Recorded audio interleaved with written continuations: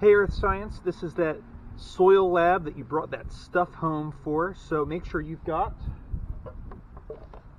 2 containers with lids, as well as 2 pipettes, and you're also going to need 1 see-through, preferably glass if you can, container with a lid. I'm using a mason jar, and you're also going to find it helpful, though not necessarily necessary, if you had a shovel. Now you might ask yourself, Mr. Estes, what are you doing? Wearing a tie, digging in the dirt. Well, don't you know anything about teachers? This is how we look all the time. All the time. Right, so this is a really excellent shovel for this job, but it's good. It's gonna be fine. The deeper, better. But like, so yeah. All right. Yeah. I saw a worm. All right. So basically, what I need is enough dirt in here that if I shook it up, I should get some settling, right? So I'm gonna want to get.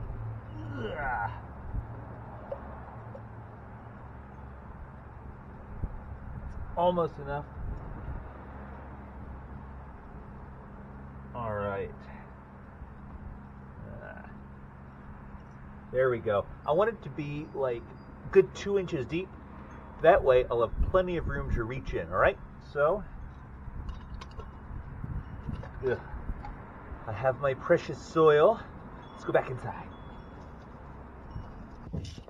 Alright, once you've got your jar inside, you're going to want to fill the jar up pretty much all the way with water. Close the lid very securely and then just shake it, roll it around, agitate it just as much as you think you can, because you need to get all of that sediment suspended in the water so that when you finally stop and let it rest, it begins to settle out. Put it in a place where it won't be disturbed for a long time. You want to even let this set out overnight. I've sped this up so you can see the process. The darker sediment, the larger particles, settle out first.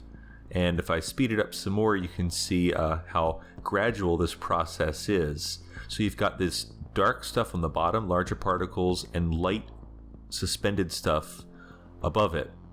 Let's take a closer look. So if we get real close in at the bottom, you can see large particles. You can tell they're large because you can actually see them, but the further up we go, the finer the particles are.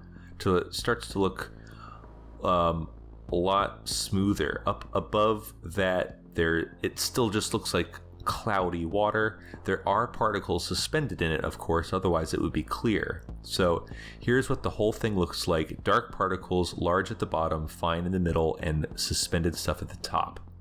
Right, so here's your setup. You've got your 2 containers and then the jar of agitated dirt. Take a pipette, right?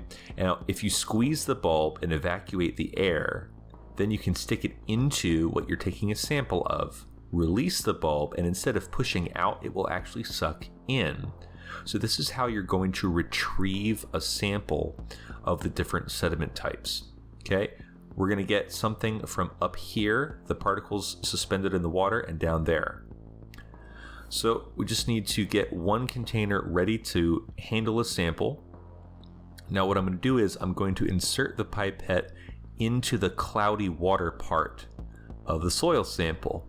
I've already got the bulb compressed, so when I release it, you can see it sucks up that dirty water looking stuff, and I just have to squirt it into that container. Now, I'm not going to settle just for 1. I'm going to get a few in there because I don't want to be short on a sample. Depending on what we can do with this when we get back, it's better to have more. So this is why we needed to have containers with lids, so this can be securely kept until it's time that we can do something with it. And here's why you need 2 containers. My first sample is from the cloudy water above. Now I'm going down for the silty stuff beneath. So again, you need to insert the pipette down through the cloudy water into the dark stuff. You can tell because I'm picking up dark colored sediment that I got it from down below. This is another reason to have 2 pipettes. As you can see, if you stick it out down too far, it can get clogged. And just in case one of your pipettes becomes too dirty or difficult to use, you want to have a backup. Okay, so I've got 2 samples. This one comes from the cloudy water above, and the other sample comes from the finer silt sediment on the bottom. That's the top of the bottom. Well, please keep the 2 soil samples safe until school resumes. We will examine them under a microscope. Eventually,